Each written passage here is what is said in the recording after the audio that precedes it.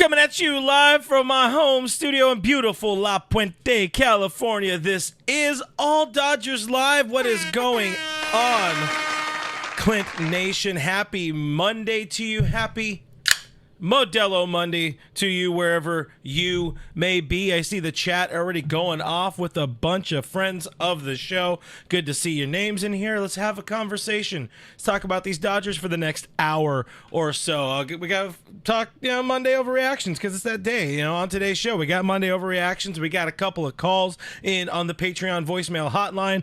I wanted to dive into a long-term kind of a big picture look at the Dodgers bullpen as it stands and wonder aloud together, is it good enough for the postseasons? Plus we got Pirates series preview, whole lot more on another edition of All Dodgers Live. My name is Clint Pasillas. Find me as Real FRG on the social media machines. You see it right there at Real FRG. Of course, got to talk to the chat here. BC in the chat. What's going on, BC? We got Roy Estrada. We got Diane Schroeder. I don't know if you're back. I don't know if she's back from Cabo yet, but having a good time on vacay. Much earned vacation for Diane. Let's see. Kenny. I think I mentioned Kenny.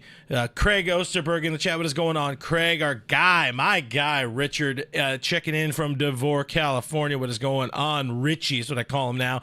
And Rocks is in the house. Good to see you guys hanging out with us here on the show. If you're new to the show or if you just clicked on, hit that thumbs up button. It really helps out the episode. Hit that subscribe button. That really helps out the channel. We are sort of now starting to reapproach 7,000 again. Had a tough month of May. Had a lot of things going on, but I'm going to be all the way back here on the channel in June and beyond. So stay tuned, stay locked in for some fun stuff. And of course, drop your thoughts into the comments. Not a whole lot of this is a good show. I got a good show put together, but it's just us. It's just me. It's just you guys.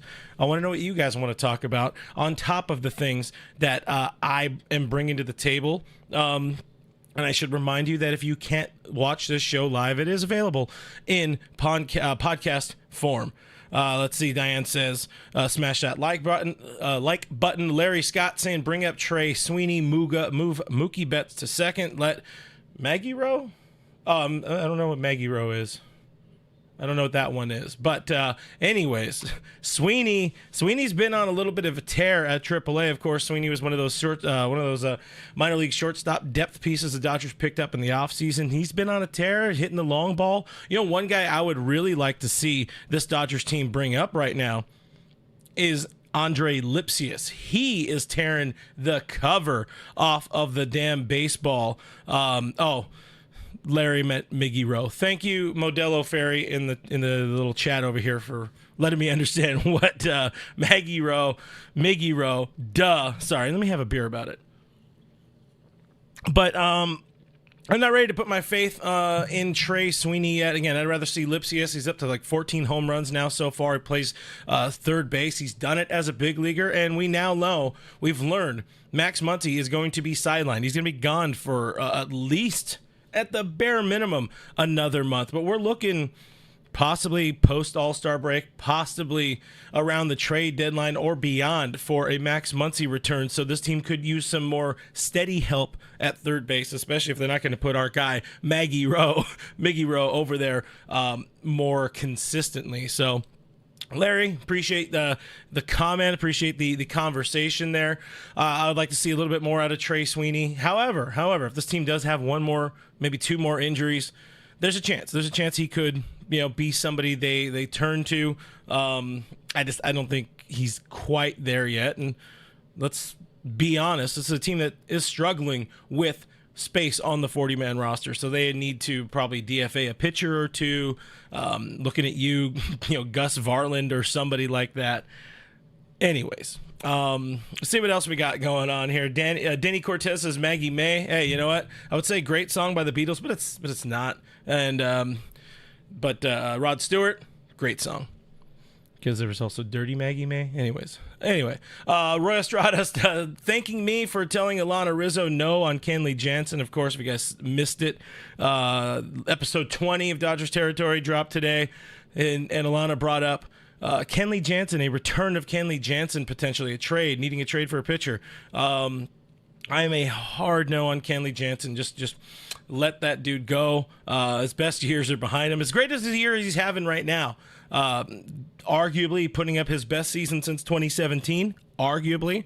But I'm okay. I like this bullpen. We'll talk more about that a little bit later. But I do got to tell you guys something very important to me. You know it's very important to me because I'm telling you right now as I look over here at the words that I have to tell you about. BetOnline is your number one source for NBA Finals and Stanley Cup Finals this season. That's right. It is finals time here in the sports, as we call it. But every stat, every matchup, even live odds and the game, while the games are being played, when the game's over, you can head on over to BetOnline. They got an online casino. Get in on a game of blackjack. Get in on a game of poker. Unwind with one of their more than 150 slot games there. BetOnline, head to their website today. Get in on the action. Use promo code BELIEVE, BLEAV, BELIEVE to get 50% welcome bonus on your first deposit. That is BetOnline. The game starts here. So go do that. It lets them know that you're paying attention to what I'm saying or something like that. Anyway, Nando390 in the chat. What's going on, Nando? Says DFA Ramirez. He'll be one of those guys.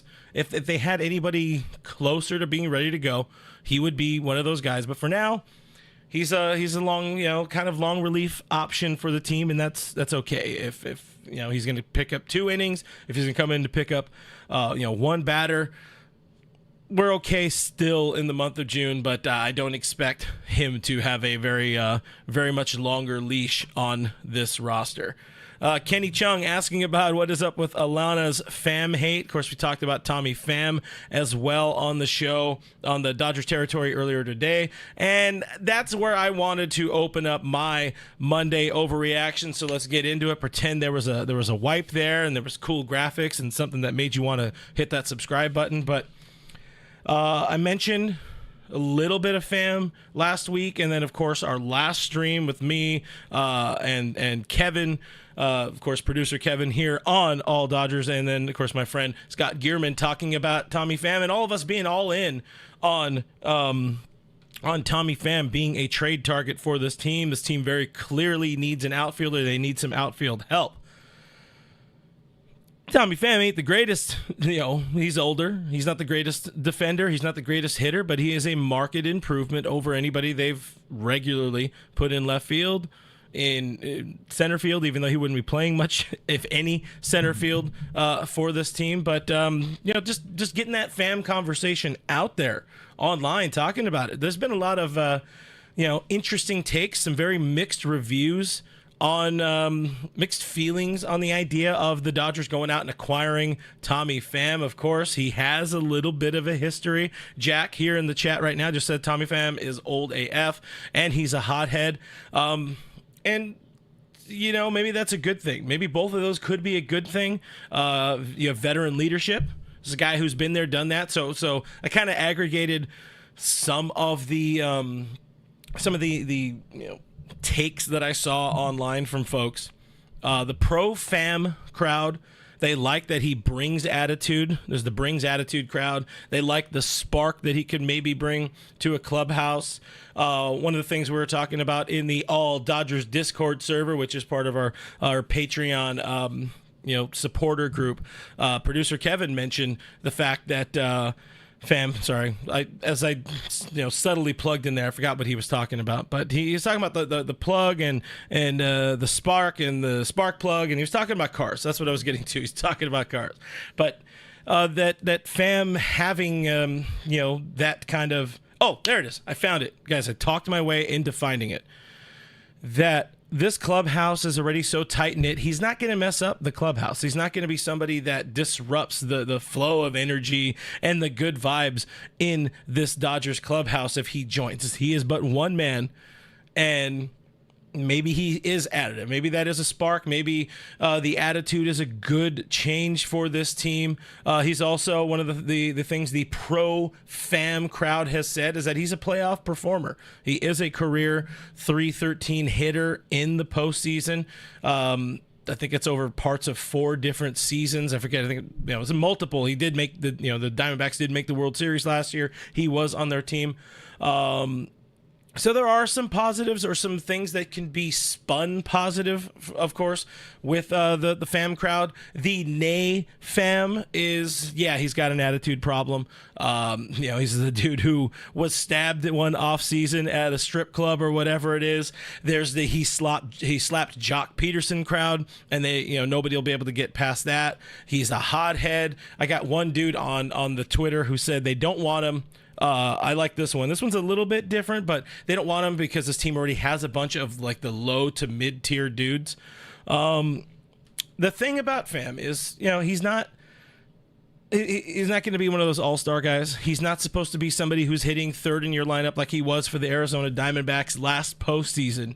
This is somebody who helps you at the bottom of the lineup, particularly against left-handed, pitching. He's infinitely better than Chris Taylor is right now on offense, even just hitting 280. Better than Kike Hernandez, better than James Outman was doing at the major league level this year. So he's somebody that would be able to got cheap, in my opinion, because the White Sox are going nowhere. And like he said, he's always ready to scrap. He's down to fight. He fights in the offseason, but you don't really see him actively. Admittedly, I don't watch a lot of Tommy Pham.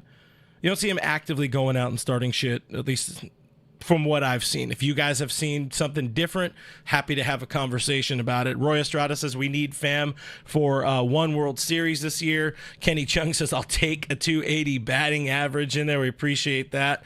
Chris Frosaker, if I said that right, says maybe if the Dodgers had signed Pham by opening day, he could have slapped Ipe. You know what?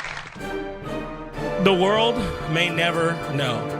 Diane says I could entertain Pham. I don't know what that means, but it sounds suggestive, and this is not that kind of show. Maybe it is. I don't know.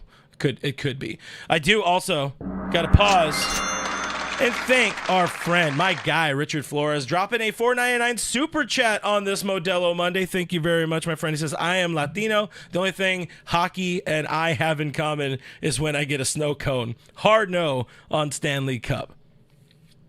Agree. Kind of hard agree there. But, hey, we do got Modelo, my friend. It's Modelo time, fool. Anyway, I don't know.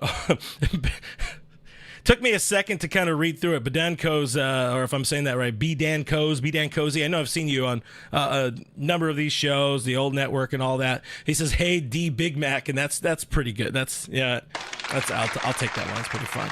Mike Boyer says, I'm no fan of Pham the Flim Flam man, a dude with a toot and he's rude. Come on, there has to be a better choice. And the fact that I didn't stumble through that is pretty good because I'm on one of those days where I'm talking ahead of myself because I'm excited, guys. It's a good show. It's a fun show. So anyways, here's my thought about the Pham. That's one of my overreactions for this Monday. My leadoff overreaction is the mixed feelings on Tommy Pham. I think his kind of his reputation is earned. It's 100% earned. But I think if you've actually taken the time to hear from some of his teammates, not to say I've directly heard from teammates, but I've read Pham articles. You've also seen plenty of anti-Pham articles, and I believe the pro Pham. I believe the ones where they say, he's the type of guy that you want in your clubhouse. As a player, he's a guy you want on your team, not to play against your team. I mean, I would love to see the Dodgers get a better outfielder, but what we're talking about right now is a low risk, high reward, and even any reward is better than Chris Taylor starting any games. So it's kind of the thought there on Pham. He's just a replacement for one of the guys on the bench, and if they find another outfielder better, hell yeah, I'm all for it. But for now, he is one of the options. I saw Tyler O'Neill in there. I didn't want to get too much into trades again yet. I know Tyler O'Neill is somebody fans have probably talked about more than the Dodgers have necessarily looked into. I mentioned Harrison Bader as well. Because I do believe the Mets going to be selling this trade deadline. But Elisheva Jones says, no, Pham. Pham will never be a Dodger. Hey, he was maybe pretty close to being a Dodger this past offseason, and I really wish the Dodgers would have gone the Pham route instead of the re-signing Kike Hernandez route. But that's just me, and that's just my own personal beef, I guess we'll call it, with Kike. Let's move on. Another one of my Monday overreactions, and I don't want to dive too much into this one because I'm still going to give him one more start, and we're going to talk a little bit more about him at the end of the show, just a hair, and then maybe next week we'll see where some conversation is. But I'm a little worried about Walker Buehler. I'm starting to get into that worry about Walker Buehler. 5 starts, 4.32 ERA, 5.42 FIP. The numbers aren't very impressive for Walker Buehler through these 5 starts. I admit, I agree, I understand. It's only 5 starts. I get the fact that he's missed the last 2 years, but at some point, we need to see something. I need to see something a little bit more. I need to see some consistency out of Butane. My concern, my worry when we're talking about Walker Buehler is I think they made him into a head case. I think he made himself into a head case as well, because for the last year, we've heard about, maybe even 10 months, we've heard about trying to get back, and maybe he's not going to be the same, and him trying to reinvent his body a little bit, changing the mechanics a little bit to make sure, or to try to mitigate future injury. Dave Roberts in spring training telling us, we're not really liking where he's at. They don't like the command. It's not there. The fastball is not quite what we're looking for. And then 2 days later, he's out throwing a side session, and it's all, rainbows and butterflies, and everybody's happy about what they're seeing out of Buehler. I think there's too much. There's too much, like we said earlier on Dodgers territory, if you guys happen to watch. It's the paralysis by analysis situation. And maybe they're just talking a little bit too much. Maybe there's too much concern or too much worry about the mechanics, about this, about that. Just go out and throw. All you need to do, just throw the goddamn baseball. I had said a couple weeks ago, I need to see 6 starts, maybe like 6 starts from Buehler before I really start to solidify my opinion of his return. Obviously start number 1 wasn't great. It was fine. Then it's been not a very exciting roller coaster, because it hasn't been very good and rarely very bad. It's been kind of like just very mid roller coaster. So I guess it's a monorail right now. It's a tram at Disneyland. It's not fun. It's not exciting, but you need to see more. June going to be a very, very important month for Butane, for Walker Buehler, and his future with this team in the starting rotation. I mentioned it a couple weeks ago. I really, it's hard. It's hard to say whatever. It's the internet. None of these things are important. Whatever I say here is not important. I would not be surprised to see his name in conversations, in trades at the deadline if he's not good, because they have so much pitching. We mentioned it in one of the shows a few weeks back with when I had Cody Snavely on the show from Dodgers Beat, talking about how Paxton is somebody who could be a trade candidate.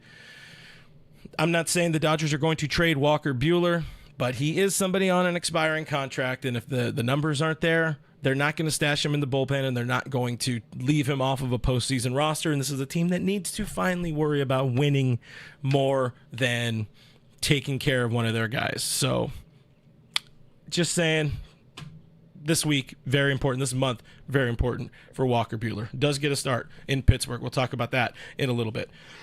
One final overreaction for me. Super quick. But Dylan Hernandez, Los Angeles Times, put out an article today. I think it was today. Maybe it was yesterday. But in the article, Dylan says he's, quote, not convinced by the Dodgers during their recent 5-1 stretch. He says they don't have a number 2 starter that has stepped forward. To that, I retort, I guess he missed most of Yoshinobu Yamamoto's starts since his Korea opener. I guess he's missed a lot of Gavin Stone stepping into ace level type material. Maybe that's a bit of a stretch on my part, but half of Dylan's article accurate. Yeah, the back end of the what am I looking for? Lineup, bottom of the lineup. That's how people say it. Not good, but pitching not a problem. My opinion, Dodgers pitching is not a problem. Guys, I see 2 super chats that I have missed. One of them is pretty damn crazy, and the other one is pretty damn crazy. But our friend Swellin' Sausage, I'm going to hit the gong again. That's the super chat gong, guys. Swellin' Sausage leaves a $1.99 super chat. Thank you very much, Swellin' Sausage, friend of the show here. Says, Swellin' into house. Am I coming up for avocados?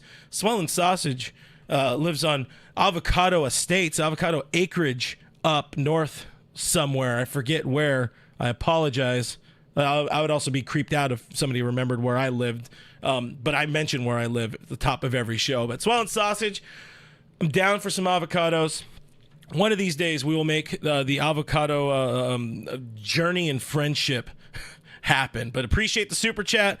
And we got a $20, $19.99 super chat from Bedan Coes. If I'm saying it wrong or if I'm saying it right, either way. But I'm going to say Bedan Coes. I'm going to say it 2 ways because that's a $20 super chat. Thank you very much. It says it's Modelo time, foo. So I will drink up to that. Guys, while we're here, while I'm taking that second to have a beer about it, hit that subscribe button, hit the like button, the thumbs up if you would not mind. These are the type of things that help out the channel, help grow independent Dodgers baseball coverage here on the internet. Another way you can help support outside of super chats, another way you can help support independent Dodgers coverage here on the internet is at Patreon. Patreon.com/realfrg. Words are hard sometimes, especially today, because again, it's exciting, it's a fun day. But at Patreon, we got a couple of different tiers, a couple of levels, including a Modelo Fund tier, which is just, whatever you want to do with it. But also you get access to our voicemail hotline with one. You get access to the Discord server. Fun little things for much less than the price of a Michelada. Even a Dodger dog at a ball game. You could help support the channel, support me and trying to grow this, and producer Kevin along the way. And, feel good about yourself. I think it's a tax write-off. I don't know. I really don't know. But anyways, that's my plug for the Patreon. And this is the super chat gong for Bob Nightingale, leaving a $1.99 super chat in the house. Thank you very much. Bob Nightingale says, make that Modelo a Michelada. Not a Michelada guy, but if you want, I will do it. I will have the Michelada. I promise. Next ball game. I'm getting out to a ball game this month. I told myself I would, and might try to go at a time where our friend Richard Flores is there at Dodger Stadium. Anyway, speaking of Richard, guys, it's time for Overreactions U edition, the voicemail hotline edition, because we did get a couple of people calling in. If you guys want, say Bob Nightingale. I don't think I'm very confused. Anyways, thank you. Something about words and numbers. I was saying, I don't think 999 gets me a Michelada, but I'll cover the difference. We have more in here, but words, etc. Voicemail hotline. Some of our fine Patreon supporters, 2 of them today called in this time. Let's hear. I want to hear some thoughts. This one's from our guy Richie. This is Richie DeVore, my guy, our guy. Let's hear from Richard Flores. Hey, happy Monday to everybody. It's Overreaction Monday, so that just means one thing: me using Clint as my physical and mental sounding board, my therapist. And no, I'm not going to pay you copay. Hey, let's talk about a few things, shall we? Can we start with Kevin? Kevin, really? The kitchen in the background every Thursday? That's really tacky, dude. Okay? People who use bed sheets as drapes think that's a bad look. All right? And let's talk about CT3. Just like Joe Davis on Dodger broadcast, he's nowhere to be found. I mean, I love the guy and everything, and he's an easy target right now. But come on, Dodgers. Let's do something with him. And finally, how about a Clint bobblehead? I'm really going to push for that this year, Clint. I'm going to go straight up to management. That would be an epic bobblehead, don't you think? You up there in your hat turned upside down, facing the other way, beer in one hand, your little headsets on the other. That would be epic. And that would be people be lining up at 8 o'clock in the morning, and definitely would be on eBay by game time going for at least $2,300 or more. So anyway, as always, have a great Monday, everybody. And always remember, F the Dodger parking lot F the 2017 Houston Astros. Here you go. F the pitch clock, and for the love of God, F the Ghost Runner. See ya. So apparently we need a bobblehead maker out there. I don't know who makes bobbleheads, but that's funny. That was great. A great voicemail from our guy Richard Flores. I appreciate the off-day slander for producer Kevin and his background, which is hilarious. It's funny. So I'll make sure he hears that and give him an opportunity to retort on Thursday. Chris Taylor slander, always welcome here on this show, because why not? Before I get to the next caller, or the next voicemail, I think I had an error. Maybe I said $1.99 when it was a $9.99 super chat from who was it from again? Bob Nightingale. My bad. $9.99 super chat. So you get another gong for if I did mess that up. My apologies. And B Dan Coes coming in hot. I really got to figure out how to pronounce your name properly if I'm not. But 1999 super chat says GG's Angel Hernandez or good games. Angel Hernandez, I don't know the GG's. Is it good? He doesn't golf. Maybe he does, and he misses a lot of putts. He misses a lot of calls. But Angel Hernandez says C's or I's Modelo's only. Don't quite 100% know what all that tweet or that super chat was saying, but I'm here for it. I read it. And if you have clarification, I'll happily read it. But there's an Angel Hernandez in there, and we say F Angel Hernandez here on this show. Mr. Classic says the Pasillas head's got to be real big on that bobblehead. Oh, yeah. At one point we were talking about having the Tommy Lasorda like bobble belly. I think that would be fun. If anybody has any bobblehead makers out there or bobble belly out there, hey Foco, where you at? Let's talk. Anyway, the next caller on our Patreon voicemail hotline is, of course, our friend who can't usually join us live because he's working, but is one of our friends here. He's a frequent caller, and I very, very much appreciate him calling into the show because it's always fun to hear from Noah Ortega. So let's hear Noah, and you guys won't be surprised. It's a little bit of Tommy Pham love. Well, I'm Noah Ortega, as you guys know, and let's go get Tommy Pham. We need a dog. Every team needs a Hulk. We need someone that can wake this offense up and get them hungry in the postseason. Plus, I want Miggy Rowe as my shortstop, not Gavin Lux. Let's get Gavin Lux out of LA while his stock is mid or high, and let's go get someone better. Have a good rest of your night, guys.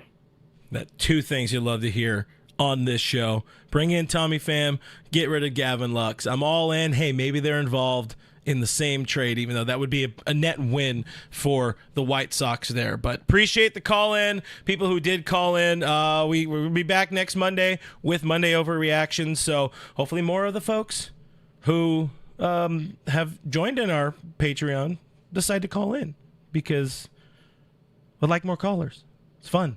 I like hearing from you guys. Also appreciate the comments here. But let's shift gears drastically, perhaps. The question I have at the moment here is, it's not even a question. It's more of a setup to this whole entire conversation. I wonder if we can label this Dodgers bullpen as it stands elite. Give it the elite label in air quotes there. Because the long-term bullpen outlook this season in particular, it's pretty good. I really like this bullpen.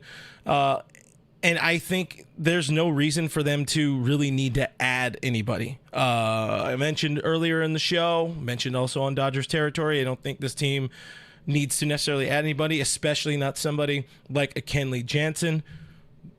We're done. Don't get back together with your ex. There's no reason for Kenley Jansen. Just leave it on that high note. It was a positive season, his last one here in LA. I'm fine. Let him go keep thriving in Boston. But the current Dodgers bullpen, I don't think they need to add very much. And when healthy, which we're seeing right now, getting very, very close to being completely healthy, it is a badass back end of the bullpen. And this is, I kind of wanted to talk about it. And then I was also slightly inspired by Mike DiGiovanna of the LA Times, who put out an article about, talking about Evan Phillips and how for one fine day, I think it was the Saturday game at Dodger Stadium, we had that that glorious end of the bullpen, Dan Hudson, Blake Trinan, Evan Phillips, which is the bridge to a 6-inning ball game and a 6-inning win for this team. But when you're looking at these guys, that bottom four really of this Dodgers bullpen, when you're talking about postseason play, when we're getting into October, they rely on 3, 4, 5 guys, and it's usually the other guys that have kind of screwed this team or will screw teams over in the past. But it really screwed this team in recent years, not having guys you could really, really strongly trust. In 20, they had a pretty good bullpen, sans Kenley Jansen, who lost his job. But, Blake Trinan was phenomenal in 2020. He was and very, very serviceable, very good. ERA wasn't pretty, but he gave up runs in one game. But he was somebody that was massively important. Dylan Floro proved to be massively important to this team as well in that postseason. They found ways to kind of make some things happen and also rode Julio Urias pretty strongly out of the bullpen because the bullpen was not great. 17 bullpen, not very great beyond Kenley Jansen, Brandon Morrow, but it was a bunch of just names, a bunch of random names. Right now, I am of the opinion, I'm going to sit here right now on this Monday and tell you that this bullpen has star power, even though there aren't really all-stars in there. Evan Phillips, Blake Trinan, both of those guys have been just lights out this year. Of course, Phillips just coming back from missing the better part of a month with a hamstring injury, but we know how good he's been over the last few years. Blake Trinan has been just disgusting. He's been arguably the best reliever in the bullpen since returning from injury. Daniel Hudson turning back the clock a little bit. He took the last 2 years off rehabbing some knee injuries, so he's looking healthy. He's looking froggy. He looks like he wants to maybe go out there, win one more World Series, chuck that glove over to the seats. Maybe not like Jorge Lopez style, but Danny Hudson having some fun in there. And I would be remiss if I did not bring up Alex frickin' Vesia, who, like I said last week, when we were talking about our Monday, or not our Monday, our month 2, grades and surprises in the Alex Vesia case, is like he turned a believer into me. He was the guy who got the most crap of anybody on this Dodgers roster after all the big moves. He got the most crap from people like me, talking heads on the internet, talking heads who the people who pay attention the most to this team. It's like all these stars, they went and spent, committed, all this money to all of these players. Yoshinobu Yamamoto, Shohei Ohtani, Teoscar Hernandez, Tyler Glasnow, but they still had little Alex Vesia in there. See Michael Carrillo, Mikey talking about Vesia's FIP not being all that great. It's getting better. It's hard to find a reliever that has a really exceptional FIP. And as long as he's getting the job done when it comes to run prevention, that's what the game is supposed to be about, and use the quality of the defense behind you wherever you stand on Mookie Betts as a shortstop. But he's been good. Alex Vesia has been very good. The punch has been up, mitigating the walks. He's looking good. He's looking like he's got the confidence back. He's got the swagger. You're seeing him now kind of learn how to work with that pitch clock. He's got the strut, and that's when Alex Vesia is on. So those 4 guys, those are going to be the 4 guys that, when healthy, this team will 100% ride all the way through the postseason. But there's going to be more important pieces needed than that, and there are a couple of guys that are getting closer to returning. It's still weeks away, according to Dave Roberts, but you do have Joe Kelly, who would add to that mix. Ryan Brazier, who I was pretty low on earlier this season just because he didn't look good, but he's somebody who is a been there, done that kind of guy. So maybe Brazier is another one of those options at the end of the bullpen. But these are guys that aren't there right now. And this bullpen's still been very, very good. Shout out Anthony Banda, however you want to say it. What happens with that guy when other guys get healthy? Because so far, very small sample size, but kind of been nails. 6 scoreless appearances with the Dodgers. Another scrap heap dude, the Andrew Friedman special, looking very good, looking very helpful I don't know where this team would have been in the month of May without him because of all those other little injuries. But he's been a very, very nice fill-in. And at this point, somebody who's earned a longer leash, in my opinion. Michael Grove, for as much crap as I've also given him as a, I'll call myself a personality talking head here on the internet.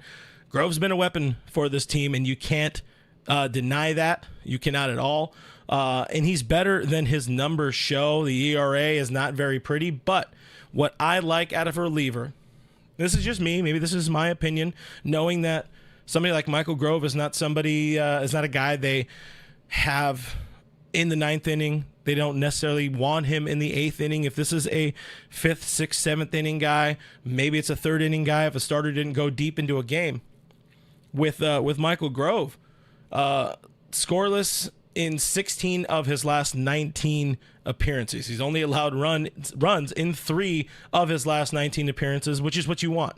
Some days they're not going to have it. Not every reliever, every pitcher's not going to have it every single day. And more often than not, Grover has had it.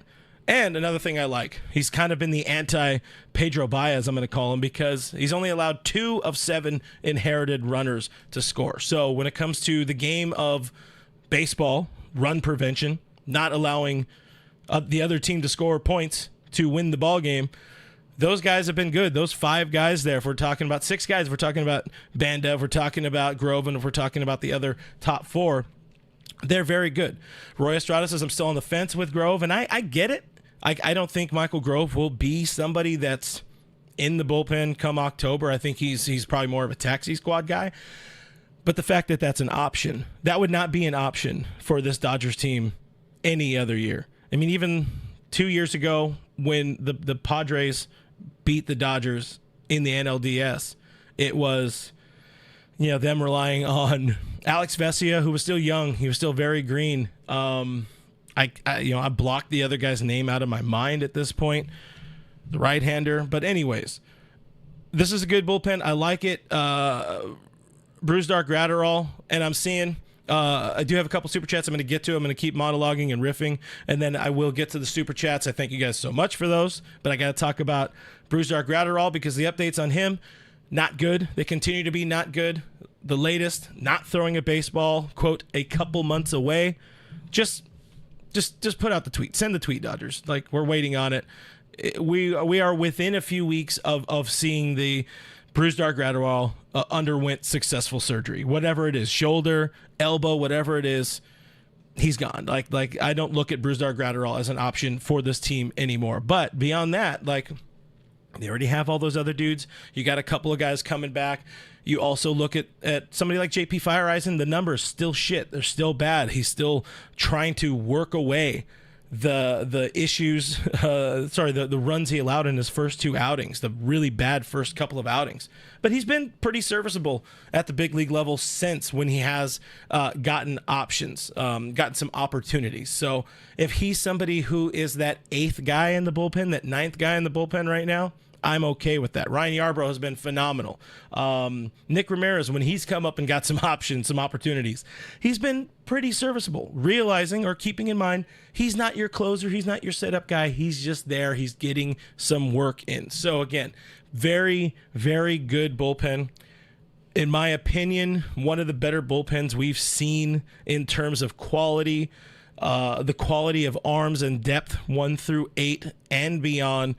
One of the best bullpens we've seen in a very long time. And in my old man opinion, an old man just being 20 years of reference here that I'm going to pull to, this harkens back to me of the Eric Gagne, Guillermo Mota, and Paul Quantrill era, where those 3 guys were absolute nails. I think they were all on steroids out of their fucking gourds as well. But they were really, really, it was an electric, that was an elite bullpen that didn't really get a postseason opportunity. I think this team, these options are as good, if not better. Maybe not better. I'm not going to go better. But I think these guys, it's a lazy comp. That's what I'm going to go with. That's all I'm going to say. Mentioned Fireeisen, mentioned Nick Ramirez. Maybe there's a Kyle Hurt somewhere down the road. Maybe there's a Dustin May also in some sort of role. Bobby Miller can slide to the bullpen if needed when he does come back in a week or two. There's a lot of good options. There's a lot of good depth. And it makes me feel pretty damn confident about this particular bullpen. If everybody's healthy, all things swing the way we expect them to. Nobody's a Joe Blanton in this bullpen. There's no, as good as he was, there's no, who's the switch pitcher guy? We don't have that guy in there. There's no Pat Venditti's in here. It's good. It's a good bullpen. Maybe one more arm wouldn't hurt. I'm going to say once again that arm should not be Kenley Jansen. Sorry, Alanna. But the talent is there in this bullpen, and the depth is there to withstand another mid-range injury. And also, in all fairness, they haven't been as great at the minor league level, but the next wave of some minor league dudes are, some guys you've never heard of, maybe some of you have never heard of, they're kind of knocking on the door there for a chance. So things are lining up. The stars are aligning for, hopefully, knock on desk, make a weird rattle into the mic. Hopefully the stars are aligning for a very fun, a very exciting October for this Dodgers team. But if they lose, they don't advance deep into the playoffs. Right now, where I'm sitting, I don't think it will be because of the bullpen, and I think they don't need to do a damn thing to try to improve it. I don't know that there are very many better options out there that will be available and kind of slide into a role in this bullpen. So there's my thoughts. There's my monologue on that. I wanted to get through that without too much distraction, I guess I'll call it. But you guys were going hard in the chat there. Appreciate you guys sitting around and listening to me for some ungodly reason. But I see a $10 super chat from our friend Diane Schroeder saying, I love what Noah said, talking about Noah Ortega earlier. I also want Diane, me, Noah, probably more of you guys want Miguel Rojas as your starting shortstop. And I think that might be the route they go in the postseason. Maybe not. I don't know. But Michael Carrillo said also in the chat here, the bullpen needs at least 2 more arms. I don't know where you find 2 more arms. Like, I'm not saying you're wrong. Jack mentioned in the chat here, talking about, Tanner Scott. Tanner Scott's been very, very, very good for the Marlins. They would be incredibly stupid if they didn't try to trade somebody of value to benefit their team. But we also understand the Marlins are not very in the business of benefiting their team and their organization and being good at running an organization. Mr. Classic talking about Kyle freaking Hurt. There really haven't been any updates on Kyle Hurt in a hot minute, and that does concern me a good little bit. I think the last I had saw was somewhere All-Star break-ish, so we're still a ways away from Kyle Hurt, but that's fine. If he's somebody who doesn't come back until even August, late August into September, if he has enough of a run to establish himself to prove that he can get it done. We've seen him get it done against big league hitters a little bit this year, a lot of a little bit last year. I'm all in on the Kyle Hurt, but hopefully he's okay. He's on the IL. He's on the 60-day kind of MIA. We'll hopefully find out some more this week. I did push the wrong button first. We got gong, then applause for a $1.99 super chat from Swell and Sausage. Again, thank you very much. Says Elite Wood. What? Elite Wood? Oh, got you. Because it was like wood, like the material. The wood. Sorry, it was a misspell. That's my bad. Elite would include the addition of Mason Miller. Of course, Mason Miller has been closing games, what few he can, for the Oakland A's, and has been incredible at doing his job. But he's going to be the most attractive reliever available this coming trade deadline. And I don't think the Dodgers need. I think there are better avenues to explore improving this team. Namely, depending on what the plan is, either shortstop or second base.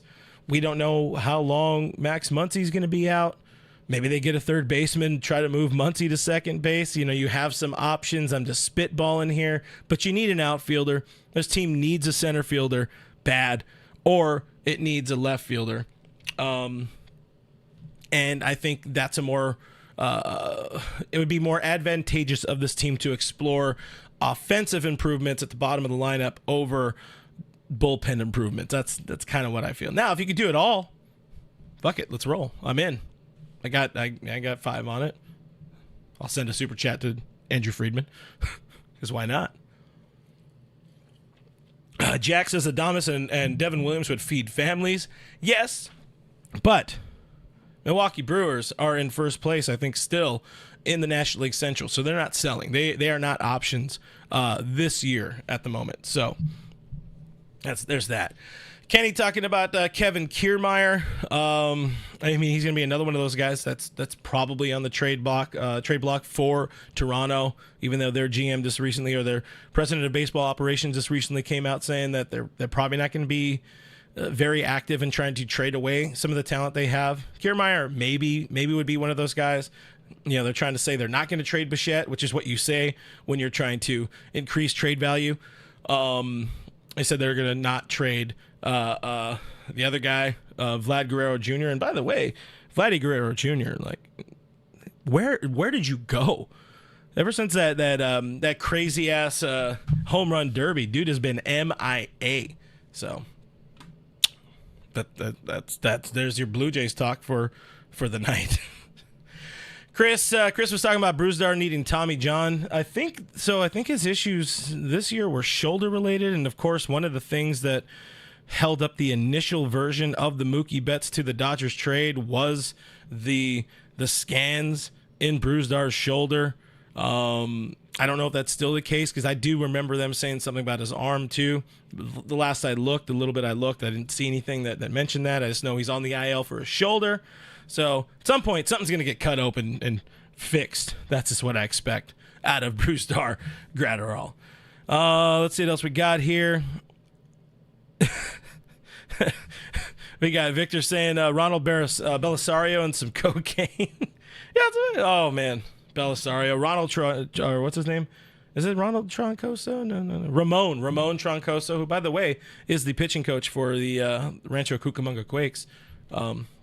Information you now know if you didn't know already. There's some bad bullpens out there.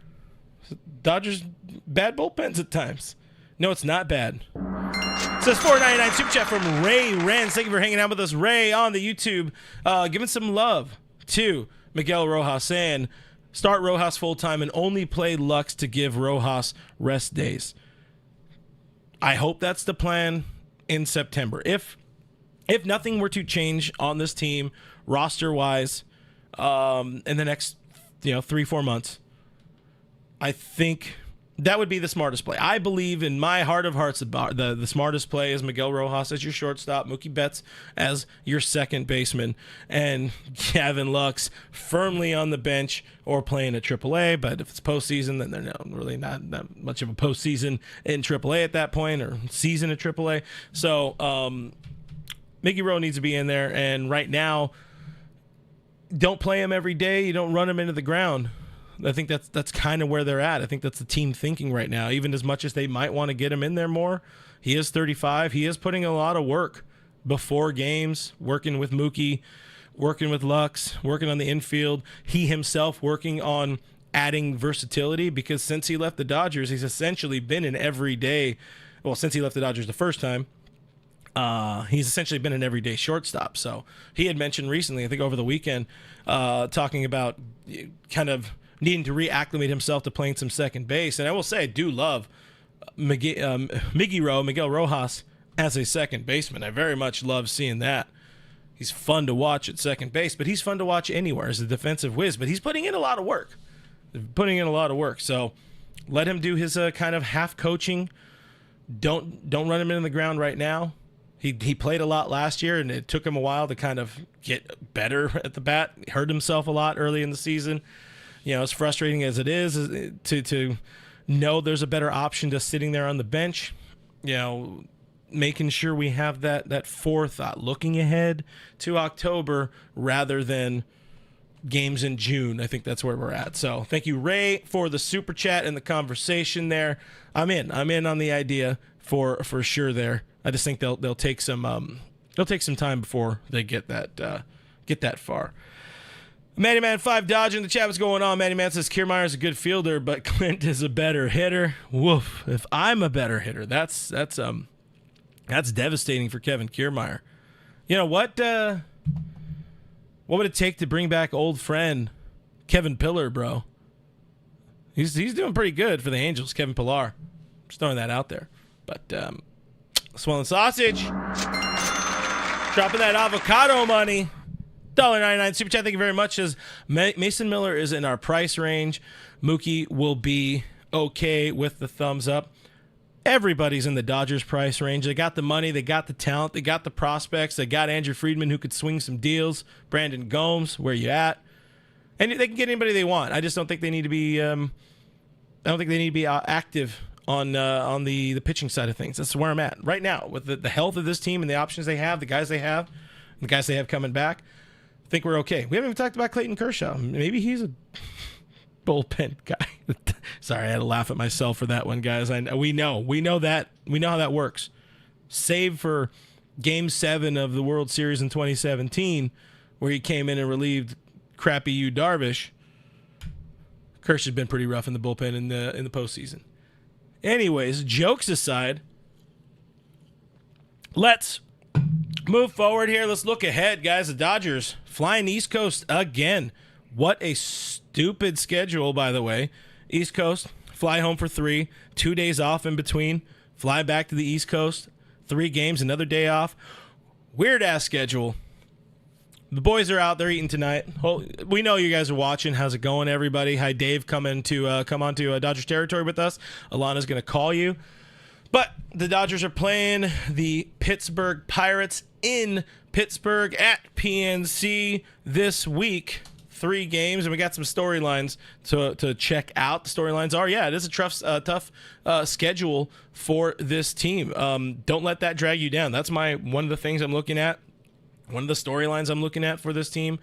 I think the idea of the trap series or whatever, that expression gets thrown around too much in these shows, on the internet, and whatever, all that kind of stuff. But when you are kind of getting dragged down, getting tired, they couldn't leave New York for however many hours. They didn't take off till the wee morning hours of Thursday or whenever the hell it was last week. This is one of those you kind of make a man out of you stretches of the schedule, and it's not so much because of the opponents. And yes, the Dodgers are facing a couple of good pitchers, one of them being Paul Skeens, Wonderkin. Just play your game. People take your days, all that kind of stuff. Don't let that weird travel schedule beat you up. They also after the Pirates, they're gonna go play the damn Yankees. Also, by the way, Yankees out of nowhere, best team in baseball by record, or at least by wins. Didn't see that one coming. They put in some work. Definitely the Yankees put in some work, picking up old friend Alex Verdugo, rebuilding that outfield a little bit. Juan Soto is somebody who's pretty good at baseball when he's happy and he's not in San Diego, because apparently nobody's happy in San Diego. Shade. That's going to be a tough series. We'll talk more about that series in a post-game edition on Thursday. Hopefully, it should be me and Kevin here, me and producer Kevin, just us having a nice conversation about Pirate series, probably gushing over Paul Skeens a little bit, and then talking about that Yankee series. But, that's what we got. It's the first look at Paul Skeens, and I think that's what everybody's really focused on. But your probables, you got Tyler Glasnow going up against Jared Jones.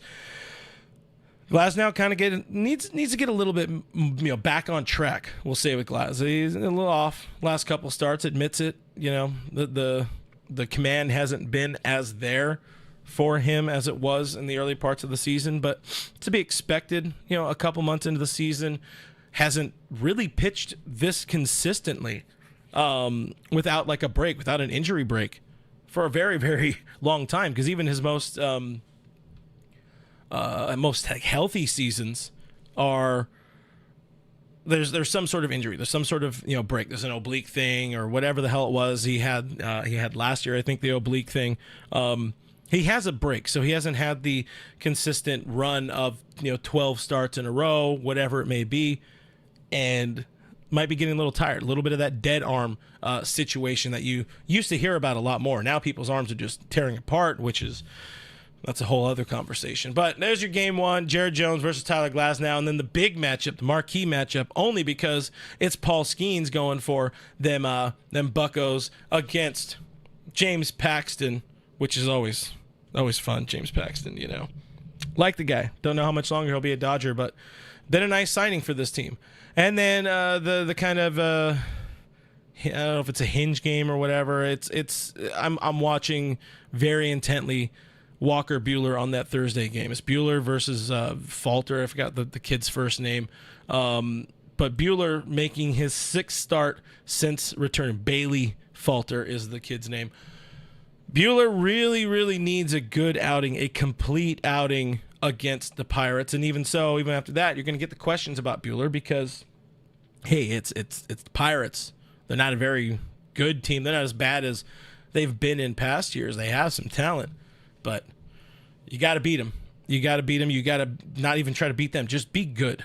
Diane says maybe Buehler can find a piece of his old self. Don't even try to find that, honestly. Like I was arguing earlier in Overreactions, just be yourself or whatever. Like just go out there and throw. Let the talent, let the movement, let the stuff, what else? Let the compete happen. Just let it eat. Don't worry about trying to be Walker Buehler. Be who you is now, Butane, and just shut up all the other shit going on in your brain when it comes to trying to be that old version of Walker Buehler, I guess, because it feels like that's what he's kind of trying to do. So needs that good outing. The final not so hot take from me before we get out of here with the series. Kind of leading into this roadie. You got the 2 good arms in Pittsburgh, the Yankees in New York City. This little run of 6 games could be a pivot point for how this Dodgers team operates at the trade deadline. So I'm very much watching these 6 games intently, which I don't watch a lot of games very extremely intently these days. If I'm pulling back the curtains a little bit, your boy's a little bit busy here and there, but I do watch. I pay attention to things. But these ones I'm watching, you guys should be watching them too. You guys should be watching All Dodgers as well here on the YouTube channel, subscribing to the channel if you wouldn't mind. Those are things that really help out, hitting the thumbs up button. I should probably tell you also to subscribe to Dodgers Territory. We just passed 1,000 subs on there, which is really cool. Opens up some opportunities for us in terms of like memberships and all that kind of stuff. So hopefully we keep growing there. Alanna and I will be live Wednesday night post-game on Dodgers Territory. So tube in for our first post-game together, see how that goes. Hopefully you guys bring some heat to the conversation there. But all that said, guys, I'm hoping June is going to be big for this channel. I appreciate you guys being along for the ride. Sky's the limit, I guess, or something like that. Anyways, thank you for watching. Thank you for listening. Thank you for all the great questions, comments. Thank you so damn much for all of the awesome super chats and support you gave today. You guys just tubing in is super supportive and awesome. Appreciate however many people were here act live during the show, people who watching afterwards. If you watch afterwards, sound off in the comments. I like reading the comments. I like trying to respond to as many as we can after the show. Got to thank our great Patreon supporters for helping support the channel, because you guys are really awesome. Love having conversations with those people in our Discord server. Check it out, patreon.com/realfrg if you want. If you don't, it's cool. A couple of options there to help support the channel, help support independent Dodgers coverage here on the YouTube for much cheaper than the price of a Dodger dog. Much cheaper than the price of parking at Dodger Stadium these days. Anyways, got to shout out the mods. You guys are great. I got to shout out Swellin' Sausage for dropping another $1.99 super chat saying Butane changed his name to what does he say? To methane. Ooh, that's pretty shitty. Hey, thank you. Saying, got to thank the mods. You guys do a kick-ass job. I also saw you, Swellin' Sausage, talking about you need the wrench. I got you. All Dodgers is presented by Bet Online. Use that promo code BELIEVE for a 50% bonus on your first deposit. While we're still here talking about it, go follow my guy, producer Kevin, at Skinner7Kevin. He'll be back on Thursday. We may be back either tomorrow or on Wednesday for another bit of content for you guys. I'm Real FRG on all the things. I've been talking enough, and cheers, guys. I'll see you on the next one. Bye.